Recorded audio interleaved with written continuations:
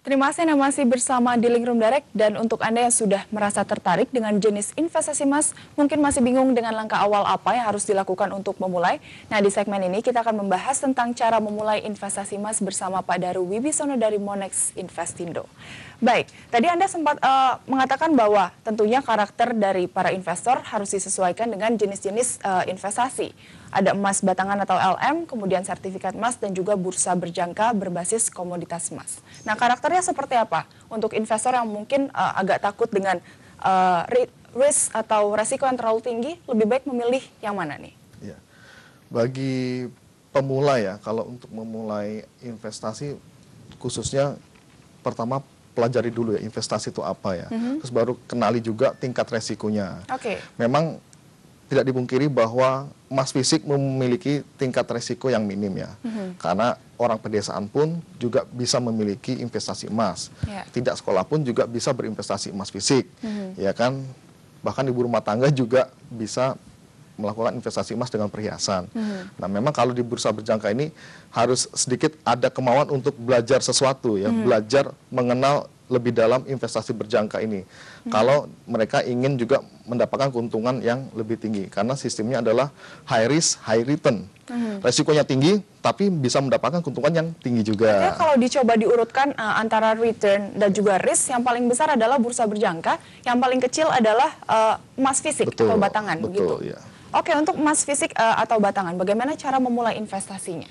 Ya, pertama kita kan perlukan modal dulu ya.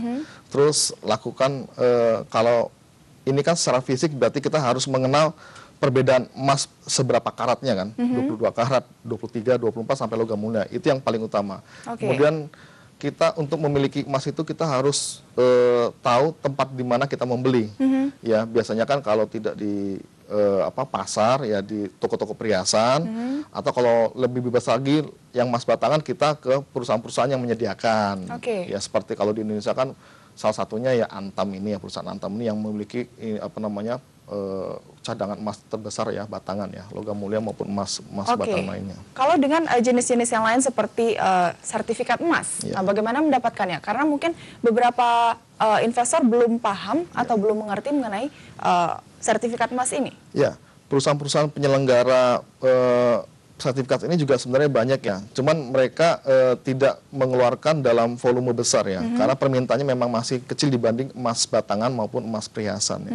Di perusahaan-perusahaan penyelenggara itu seperti Antam juga menyediakan sebenarnya. Cuman mereka volumenya tergantung permintaan. Di perusahaan-perusahaan lainnya banyak sekali ya yang menjadi agen-agen di bawah dari perusahaan Antam itu banyak sebenarnya. Karena memegang sertifikat tentunya ini sangat berbeda dengan ketika pelaku pasar membeli yang berbentuk fisik begitu. Ada satu rasa keamanan ketika membeli pada tempat yang tepat begitu. Bagaimana cara memilih agen-agen penjual sertifikat ini supaya resiko itu bisa diminimalisir? Memang kita kalau untuk sertifikat emas ini memang jarang yang melakukan pembelian ya. Mereka membeli harus teliti ya. Sama juga kita kalau memiliki uang, itu kan uang aja sekarang sudah ada yang palsu. Jadi memang harus ada scanner tersendiri ya. Memastikan ya, minta kepada pihak-pihak yang terkait. Misalkan penjual itu ya, tolong ini apakah benar atau tidak ya. Bisa ada di scan-nya itu ya, terus sertifikasinya. Di situ ada izin dari pengeluar sertifikasi itu. Misalkan ada dari Bapepti ya, bursa berjangka misalkan, minimal ada Bapepam LK, atau bahkan dari Bank Indonesia sendiri.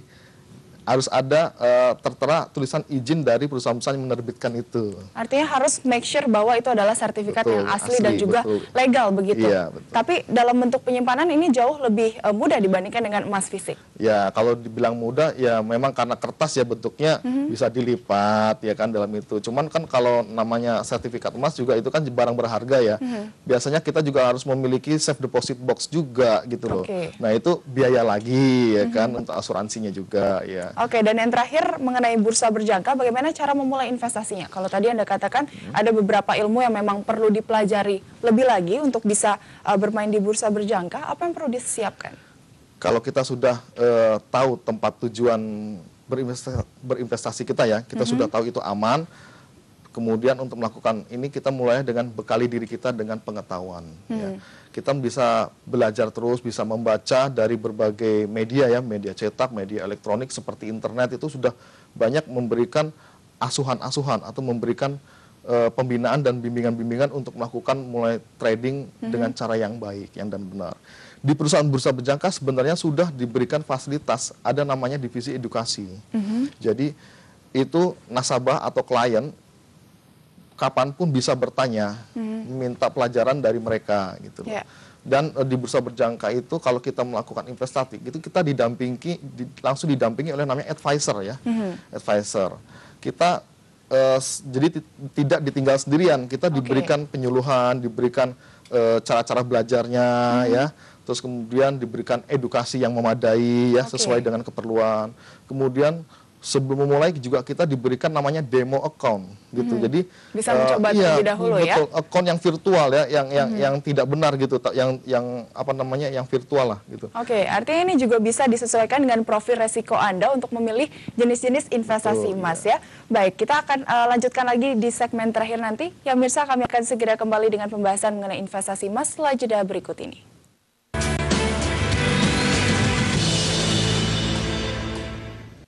Terima kasih Anda masih bersama kami dan kita sudah sampai di segmen terakhir. Jangan lupa memfollow Twitter kami @drd_mnc untuk memperoleh informasi mengenai dunia saham dan investasi. Ya, masih bersama dengan Pak Daru Wibisono dari Monex Investindo. Baik, terakhir mengenai investasi emas nih. Di segmen terakhir ini kita akan membahas mengenai seberapa besar sih seharusnya seseorang memiliki porsi investasi di emas dibandingkan dengan instrumen investasi lainnya. Ya. Kembali lagi pada karakter dari setiap individu untuk melakukan investasi ya. Ada yang melakukan investasi semuanya ya, hampir 90% dimasukkan investasi ke emas karena memang sudah tradisi bagi mereka ya, kalau investasi emas itu selalu menguntungkan. Ada juga yang sebagian ya, kalau yang kalangan modern mungkin sudah diversifikasi ya, selain ke emas mereka ke portofolio lain, mungkin ke properti ya kan, mungkin ke bursa saham dan lain sebagainya ya. Kalau bagi kami sih sarankan itu kita serahkan kembali kepada para nasabah ya, untuk melakukan pengelolaan dananya secara baik dan benar. Kalau memang hanya satu investasi ya silahkan, tapi melakukan itu dengan hal-hal yang benar dan positif itu aja. Oke, dan terakhir mengenai prospek emas di tahun 2013, kesimpulan Anda seperti apa dan apa yang bisa Anda rekomendasikan kepada para pemirsa yang ingin memulai investasi emas? Ya, untuk pergerakan tren harga emas tahun sepanjang 2013 ini kami masih optimis bahwa tren itu tidak akan terpuruk ya. Ya, memang ada keterpurukan hingga minus 17%, cuman itu mungkin kembali akan bisa pulih ya kalau melihat dari trennya, karena permintaan emas ini memang permintaan yang cukup sangat tinggi ya, apalagi untuk kedepannya pasti ada suatu gejolak politik lainnya, atau ketimpangan dalam perekonomian ya, itu yang memberikan prospek terhadap harga emas ya. Jadi permintaan harga emas selalu akan lebih tinggi, dan kita pasti harus ingat bahwa nilai emas itu pasokannya semakin kecil, sedangkan permintaan makin besar, itu yang menjadikan nilai emas semakin tinggi. Dan yang memiliki emas, yang sudah memiliki emas saat ini ya, baik emas fisik maupun boleh di hold kah atau seperti apa ketika masih harga bisa di emas hold laris? atau sebagian bisa dilikuidasi, boleh. Oke, itu rekomendasinya untuk Anda yang sudah berinvestasi emas. Terima kasih Pak Daru untuk tips-tips yang sudah Anda berikan. Ya, pemirsa, demikian perbincangan soal investasi emas kali ini. Semoga dapat bermanfaat bagi Anda. Saksikan Dealing Room Direct dari Senin sampai Jumat pukul 14 waktu Indonesia Barat, hanya di MNC Business Channel, the first business channel in Indonesia. Dan untuk menutup perjumpaan kita kali ini, berikut tayangan mengenai tips dan trik menghindari jebakan investasi emas bodong. Selamat menikmati liburan Anda.